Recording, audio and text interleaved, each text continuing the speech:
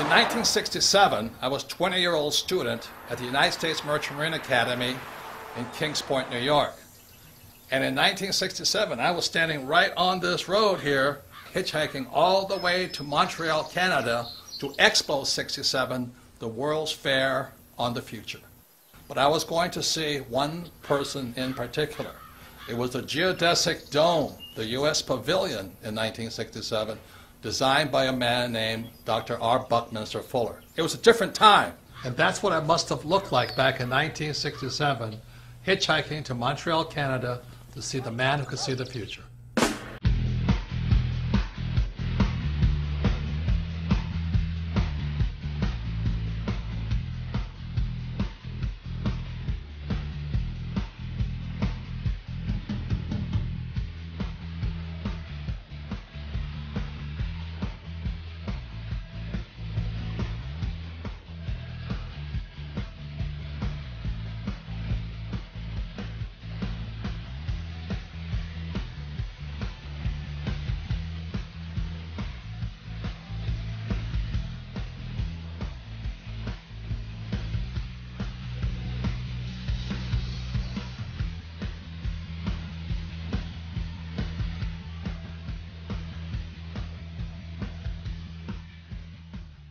Fuller was a futurist, and he was one of the first persons that systematically defined how you and I can see the future. So that really intrigued me, because if I could see the future, I could see the future of stock markets, bond markets, real estate markets, and all that. And so I had a very small reason to want to be a futurist. It's all about greed to make money. So then in 1981, I had the opportunity to study with Dr. Fuller up in Kirkwood, California, which is near Lake Tahoe. And I spent a week with him up there. And I realized he wasn't looking at the future of the stock market. He was looking at the future of humanity. But the people running our economy, running the world, running our banks, running our politics, have us on a collision course with disaster. So I went, and once I could see the future, I knew I had to make changes.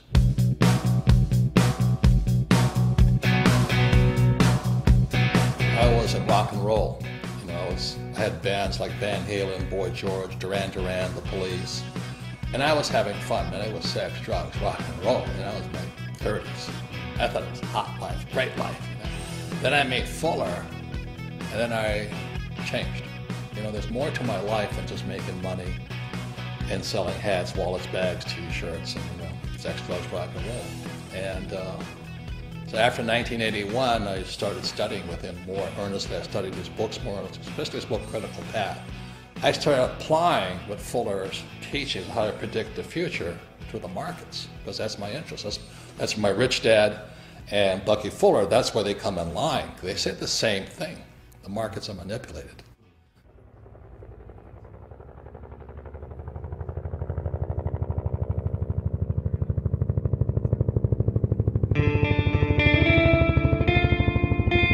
In 1969, I graduated from Kings Point and joined the U.S. Marine Corps and was selected for pilot training in Pensacola, Florida. In 1972, I was flying helicopter gunships in Vietnam. Also in 1972, my rich dad sent me a letter saying that President Nixon took the dollar off the gold standard in 1971. He said, be careful, the world was about to change. So in 1971 was when our wealth began to be stolen.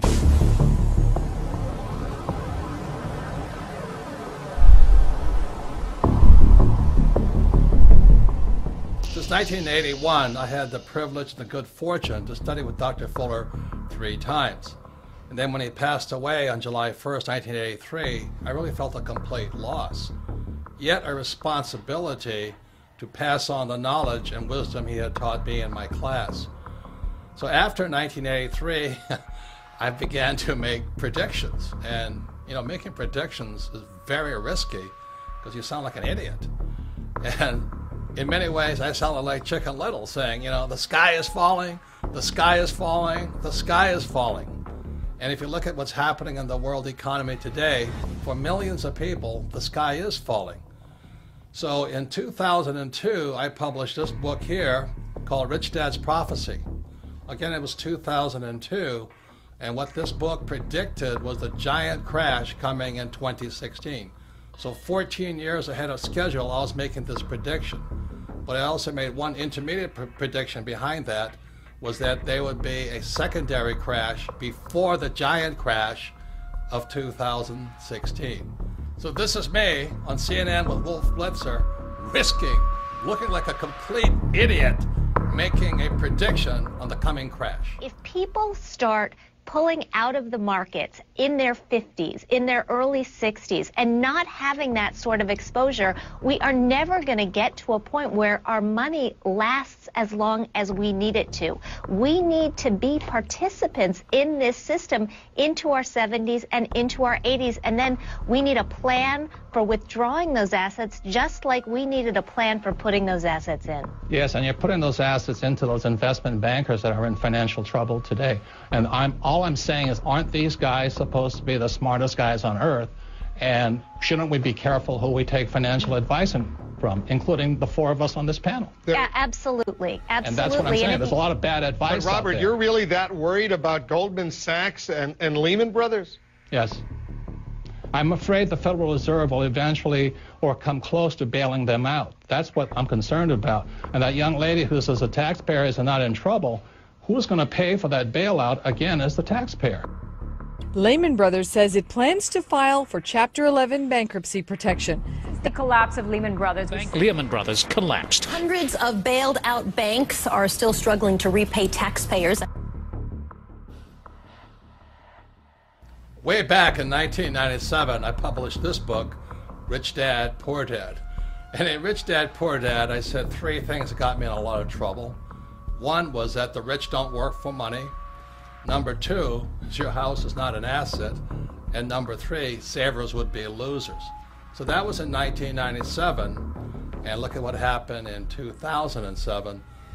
The real estate market crashed. The government started printing money called quantitative easing, and savers became losers. It's no secret that the California housing bubble has popped with hardships spread wide. Real estate expert Robert Kiyosaki predicted all of this would happen back in 2005, but most people didn't listen. It's the biggest financial bubble in the history of the world. Hoping this wasn't inevitable, but we have had a big jump in foreclosure filings. Let me tell you a little about this. There are 650,000 homes in the United States in foreclosure right now. U.S. foreclosure activity jumped 81% in 2008. With 10 million people lost their homes to foreclosure and were forced out onto the streets. And to this day, millions of people are still underwater. They owe more on their house than their house is worth. You want to know what real estate's going to do? Look at jobs. Right. We still have a bad job situation, so Right. it's still a bad real estate situation. Right. Real estate is only as valuable as there's jobs. What made you write Conspiracy of the Rich? It goes back to why don't we have financial education in our schools? Question: was the financial crisis a creation of a wicked conspiracy? A new online book, Conspiracy of the Rich, The 8 New Rules of Money, exposes what author Robert Kiyosaki says is a twisted tale of how the rich control the world economy through, you name it, the Fed, Wall Street, your schools, and the government that supports these entities. Robert Kiyosaki is the author of the best-selling Rich Dad, Poor Dad series. His first book in the series has held a top spot on the New York Times bestseller list for 6 years running. And he joins us on the program today. Hello, Robert. What is this conspiracy theory? You mean it's a few people at the top handling all of us like puppets on a string? Say it isn't so. Well, I wish it wasn't so, but I've been a student of this crisis since around 1983, and I could see it coming back in 1983. People that are following the old rules, such as work hard, save money, get out of debt, live below your means, and invest in a well-diversified portfolio of mutual funds, you're getting wiped out.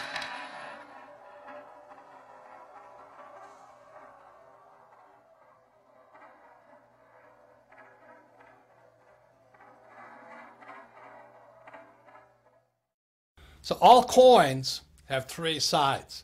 There is no such thing as a one-sided coin. See, all coins have heads on one side and tails on the other side, and the third side is the edge. So in real life, there'll always be people who say you're right, other people who say you're wrong. There's other people who are saying that we should be Republican or you can be a Democrat. See, the intelligent thing to do is stand on the edge. You see, intelligence is found on the edge. The moment you take a side, you say one side is right and the other side is wrong, you become an idiot. And in today's world, we have the battle between the capitalists and the socialists. I say both sides are right, but the most important thing to do is which side is best for you. So stand on the edge, be intelligent, and look at heads and tails. The test of a first-rate intelligence is the ability to hold two opposed ideas in the mind at the same time and still retain the ability to function. F. Scott Fitzgerald. On July 1st, 1983, I was driving down the highway in Honolulu, Hawaii, and it came over the radio, futurist and genius Buckminster Fuller passed away today.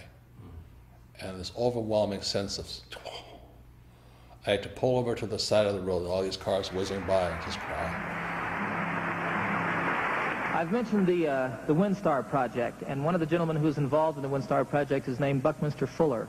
He's a very, very dear friend of mine. I consider the genius of our times. And this is a song that I wrote for Bucky that's part of the new album that I'm out in L.A. recording. I suppose that there are those who'll say he had it easy, had it made in fact before. Because he was what they call the grandfather of the future. John Denver talked about him. He was our hope, that he was going to bring about a better world. And so when he died, the question goes, well, who's going to replace him? And thank God I always remember what Fuller said. He says, in 1927, when he was a complete screw-up, he lost his businesses and all this, he says, what can I do? I'm just a little guy. So as I'm sitting on the side of the road, just mourning the loss of what I thought was the man who was going to lead us out of this mess we're in, I realized he was not there anymore. Then I had to ask myself, what can I do? I'm just a little guy. And in '84, I sold my businesses, quit my job, met this beautiful woman named Kim. My friend Blair Singh and I, now Rich Dad Advisors, we all held hands and we took a leap of faith. Went in and said, I don't know what we can do, but we have to do something. And we were broke for years. But we just kept teaching and talking to people what Fuller says and teaching the same things my rich dad taught me of how you never need a paycheck again and how you can find financial freedom versus job security. That's how strong his love for you and me. A friend to all the universe, grandfather of the future, and everything that I would like to be.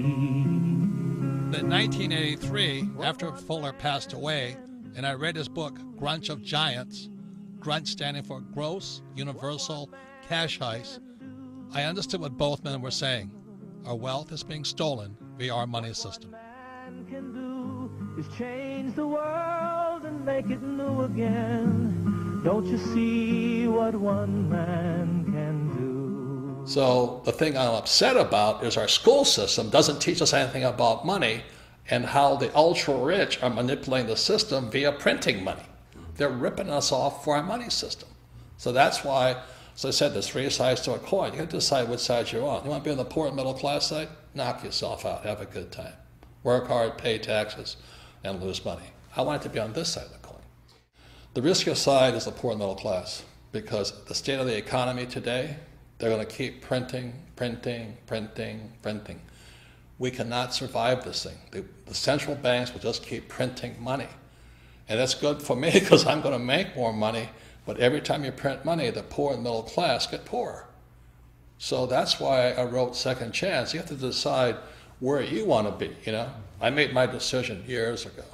I don't want to be on the poor and middle class side. I want to be on the rich side. But I also found the social responsibility to let everybody know the whole picture.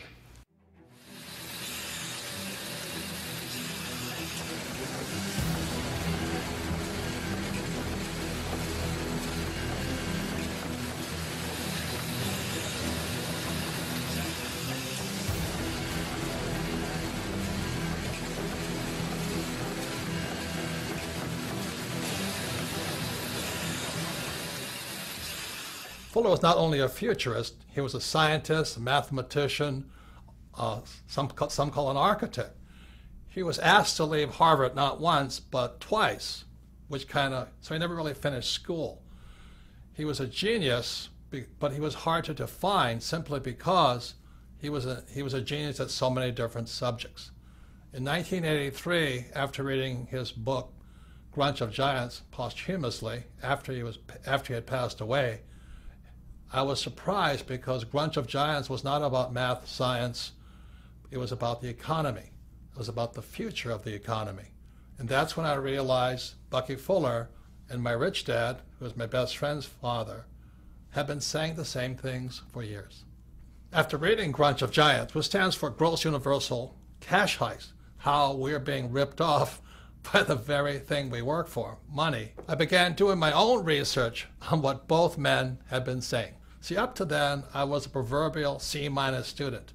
I only studied just to take a test. I only studied what I was told to study. I take the test and forget about it. But after reading Grunch of Giants and hearing what Bucky said about the future and the economy and what my rich dad had been telling me for years, I became a student for the very first time. I went all the way back, not just taking their word for it, but finding out my own answers. I wrote Second Chance because there's a lot of confusion about this global economic crisis. You know, one side of the coin, especially the politicians, say, hey, don't worry, everything's fine, the economy's coming back. On the other side of the coin, there's people who say, we're on the eve of destruction. You know, buy guns, store food, buy gold, and go into hiding.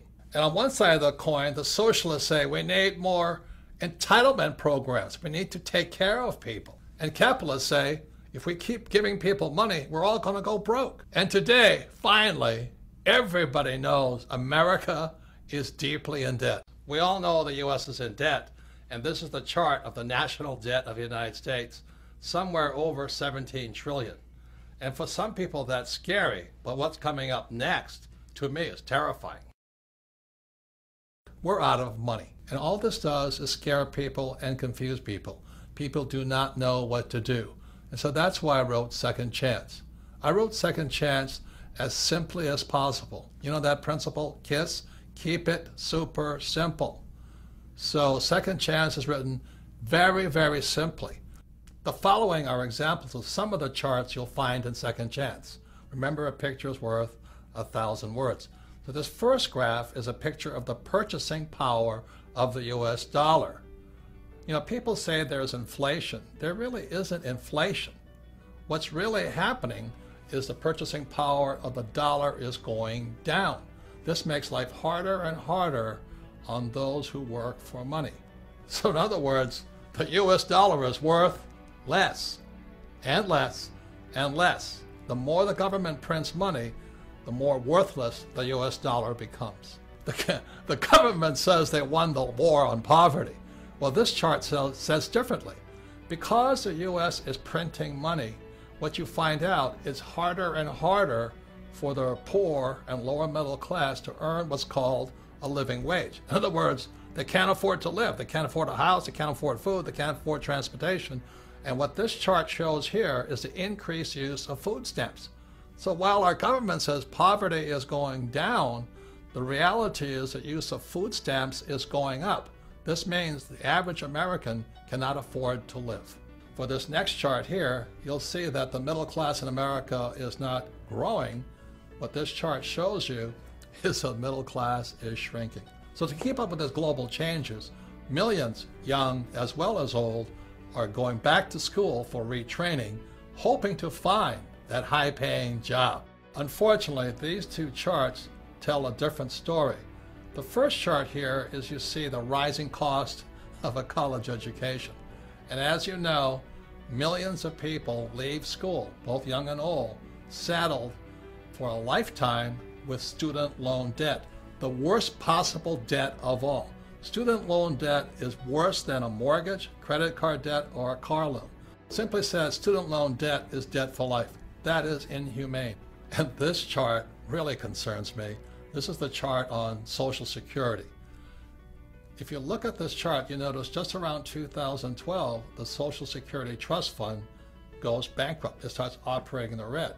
Simultaneously, in 2012, 10,000 baby boomers turned 65 every single day, just as the fund goes broke. How are we going to pay for this? You know, what's going to happen to these old guys? What's going to happen to my generation, the baby boomers? Will the baby boomers, the most affluent generation in history, soon become the baby busters? I'm concerned about my own generation. Worst of all, how are we going to pay for these old guys like me? You know, Medicare goes up, expenses go up. You know, life doesn't get cheaper when you get old. You know, it is estimated that Social Security, Medicare, and other entitlement programs is an off-balance sheet debt of $100 trillion to $250 trillion. Most people do not know how big that debt is. How are we going to pay for this? Print more money? Who is going to pay for this? You? Your kids?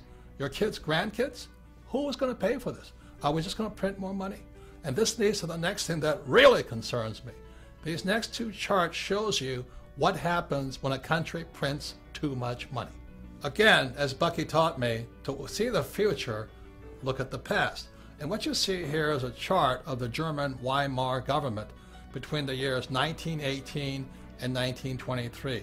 The German government, to pay its bills, began printing and printing and printing and printing. So the German economy looked good because the economy was growing with all this printed money.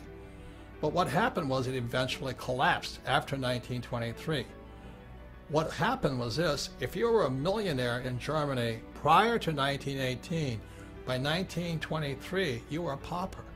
I'm afraid that's what's going to happen to millions across the world if the United States keeps printing money. So here's a chart of the United States today. It's called quantitative easing. You know, it just keeps going up. The reason they call it quantitative easing, that's simply government speak, government jargon, a way of keeping us confused. Quantitative easing simply means printing money. Notice the similarity between Germany between 1918 and 1923 and the United States today. And so here we are in 2015, and let me tell you, it's spooky. It's a long way down. And when I look back, you know, at the giant crash of 1929, it's very small. So the question I ask you, which way is the economy going? Hopefully my rich dad and Bucky Fuller are wrong, that the stock market will keep going up. Looking for a savior, the German people elected Adolf Hitler Chancellor of all Germany in 1933. After taking control of Germany, Hitler is quoted as saying, "What luck for the rulers when men do not think." Same thing is going on in America today. That's why there's no financial education or school, and that's why our government can get away with what it's doing. I see similarities between then and now. Do you?